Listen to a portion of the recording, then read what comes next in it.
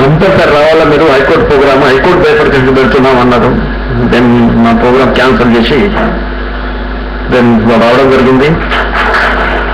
మీ అందరితో షేర్ చేసుకోవడానికి అవకాశం ఇచ్చినందుకు థ్యాంక్ యూ. తెలంగాణ ఉద్యమంలో న్యాయవాదుల పాత్ర అనేది మా రంగారావు గారు ఇప్పుడే చెప్పారు. తెలంగాణ రాష్ట్రం ఏర్పడాక మేము ముందు నుంచే కాషన్ ఉన్నాం. జస్టిస్ సురేష్ రెడ్డి గారు మమ్మల్ని బాగా కాషన్ చేశారు.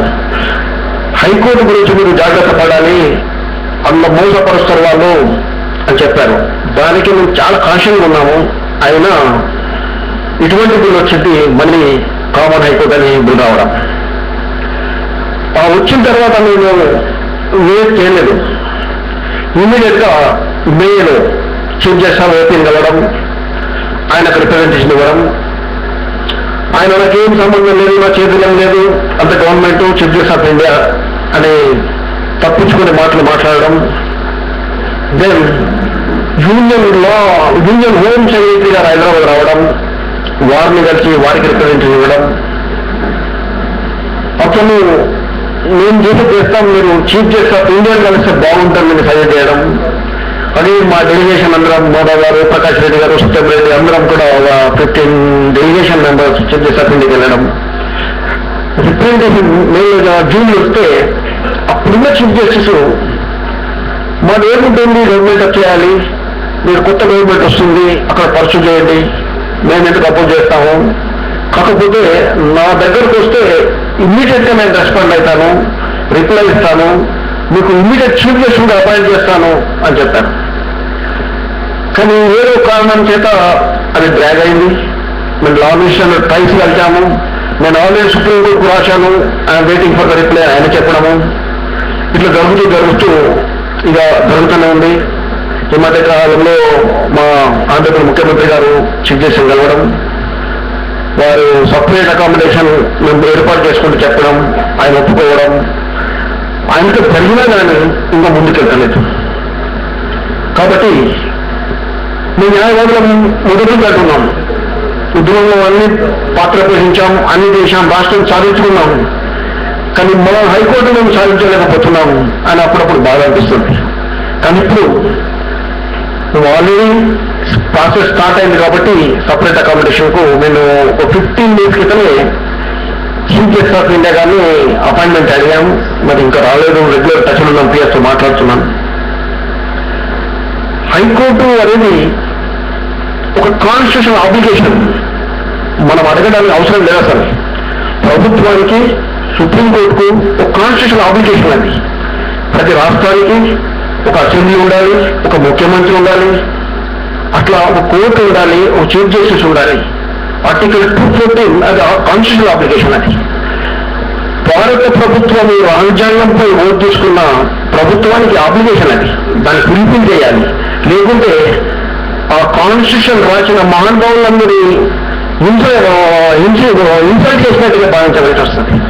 కాబట్టి ప్రభుత్వం, బీజేపీ ప్రభుత్వం సుప్రీంకోర్టు ఆఫ్ ఇండియా ఏమిటి కన్సల్టేషన్ మాత్రమే, ఆర్డినెన్స్ ఇచ్చేది, ప్రొసీడింగ్స్ ఇచ్చేది గవర్నమెంట్ ఆఫ్ ఇండియా. కాబట్టి మా ప్రభుత్వం ఇక్కడ, మా ముఖ్యమంత్రి గారు మేము అకామిడేషన్ ఇస్తాము, ప్రొవైడ్ చేయండి అన్నప్పుడు గవర్నమెంట్ ఆఫ్ ఇండియా రియాక్ట్ కావాలి.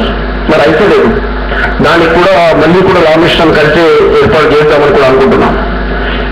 ఇష్యూ ఆనెస్ట్గా కూడా ఒక ఆంధ్ర జడ్జి ఆనెస్ట్గా జడ్జిమెంట్ ఇచ్చిన ఈరోజు మేము అనుమానపడే అవకాశం ఉన్నది. ఒక ఎగ్జాంపుల్ ఏం చెప్తారంటే, ఒక కార్పొరేట్ హాస్పిటల్ బ్యాట్ ఉంది, ఇంటి మాట లేదు, ఇక్కడ డిస్పోజ్ చేస్తాను అని ఆ జడ్జి గారు చెప్తున్నారు. నేను ఏమీ లేను, మా సత్యం రెడ్డి గారు రిక్వెస్ట్ చేశాను, జూనియర్స్ పోతే సతాయిస్తున్నారు ఆ జడ్జి గారు, దయచేసి రిక్వెస్ట్ చేయండి. ఒక్కసారి టైం తీసుకున్నాను, నెక్స్ట్ టైం నేను వచ్చాను. అప్పుడు అట్లా ఉంటానా, దయచేసి ఈ మ్యాటర్ మీరు వినకండి అని చెప్పాను. ఎందుకు అన్నది కనుమలు చెప్పాను.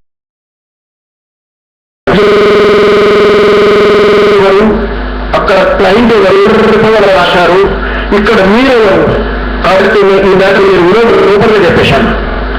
ఆ జడ్జి ఆ బిల్లు వేసుకుంటే రాజేంద్ర రెడ్డి గారు మళ్ళీ తన ఆ మ్యాటర్ ఆఫ్టర్ వెకేషన్ పోస్ట్ అది వేరే జడ్జి. అటువంటి పరిస్థితులు కనపడుతున్నాయి మాకు. రంగారెడ్డి జిల్లాలో మా జడ్జెస్ ఉన్నారు, 90% జడ్జెస్ వేరే ప్రాంతం వాళ్ళే. అందులో మెజారిటీ కూడా ఒక కక్షతో పనిచేస్తున్నారు. ఇవాళ తెలంగాణ ప్రజలను ఎట్లా హింసించాలి, ఎట్లా బాధ పెట్టాలి అని ఆ విధంగా ఉన్నారు. రోజు పోయి నేను కొట్లాడడానికి లేదు, నేను కొట్లాడితే నాకు లైఫ్ నష్టమవుతుంది, రికార్డ్ చేస్తున్నాను. కానీ మనకు ముందుంది బైఫర్కేషన్ ఆఫ్ హైకోర్టే మనకు ముందుకు కావాలి, చేసుకోవాల్సిన హైకోర్టే. ఇప్పుడు జడ్జితో కొట్లాడిన న్యాయంగా అన్యాయం జరుగుతుంది. కాబట్టి ప్రభుత్వం పూర్తిగా ముందుంది కాబట్టి ప్రభుత్వం సహాయకాలతో ముందుకెళ్ళి సాధించుకుంటాం. తెలంగాణ హైకోర్టు ఏర్పడితే ఫస్ట్ ప్రభుత్వం ఒక మంచి విజన్ వస్తుంది. Minority welfare, SC sub plan, road violence, IT, many plans విడిపెడుతూ వస్తుంది. అవి ఇంప్లిమెంట్ కావాలంటే మరి మా సఫరింగ్, మా ఇష్యూతో తెలిసిన జడ్జి ఉంటే తప్ప అది న్యాయం జరగడానికి ఉంటుంది. వేరే వాళ్ళకి ఏముంటుంది, ఎంతవరకు వీళ్ళు మమ్మల్ని అవమానపరిచి ఇక్కడి నుంచి పంపుతున్నారని అనుకుంటారు. కానీ మేము వీళ్ళకి న్యాయం చేస్తాము, వీళ్ళ సఫరింగ్ ఇది, వీళ్ళకి అన్యాయం జరిగింది కాబట్టి మేము కొట్లాడే అనుకోవట్లేదు. అటువంటి సిచ్యువేషన్ ఉన్నప్పుడు మన ముందున్న కర్తవ్యం హైకోర్టు ఎత్తి పరిస్థితులు మనం సపరేట్ చేసుకోవచ్చింది. మాకు బాధ ఏంటంటే మాకు 2 ఇన్స్టిట్యూట్స్ ఉన్నాయి. బార్ కౌన్సిల్ ఆఫ్ ఆంధ్రప్రదేశ్ ఒకటి, హైకోర్టు బార్ అసోసియేషన్ ఒకటి.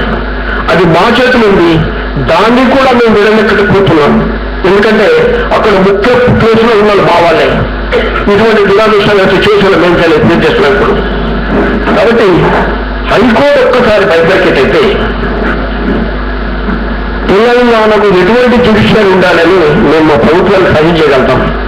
మ్యాజిస్ట్రేట్ కోర్టుకు ఎంత జ్యుడిషియల్ ఉండాలి, సబ్ జడ్జికు ఎటువంటి జ్యుడిషియల్ ఉండాలి, జిల్లా జడ్జికి ఎటువంటి జ్యుడిషియల్ ఉండాలి, మా ప్రజలకు ఎటువంటి ప్రాబ్లమ్స్ ఉన్నాయి, ఈ ప్రభుత్వం విజన్కు ప్రజలకు సూటైన యాక్ట్ చేసి ఈ ముందుకు తీసుకెళ్లే అవకాశాలు మాకు ఉంటాయి. మరి అన్నింటిలో తెలంగాణలో జరిగిన అన్నిటికంటే అన్యాయం న్యాయ వ్యవస్థలో ఇప్పుడే మా రంగాన్ని చెప్పాడు. అది 101% వాస్తవంగా ఆ అన్యాయం దూరమై ఎందరో యూత్ ప్రొఫెషన్కి వచ్చారు.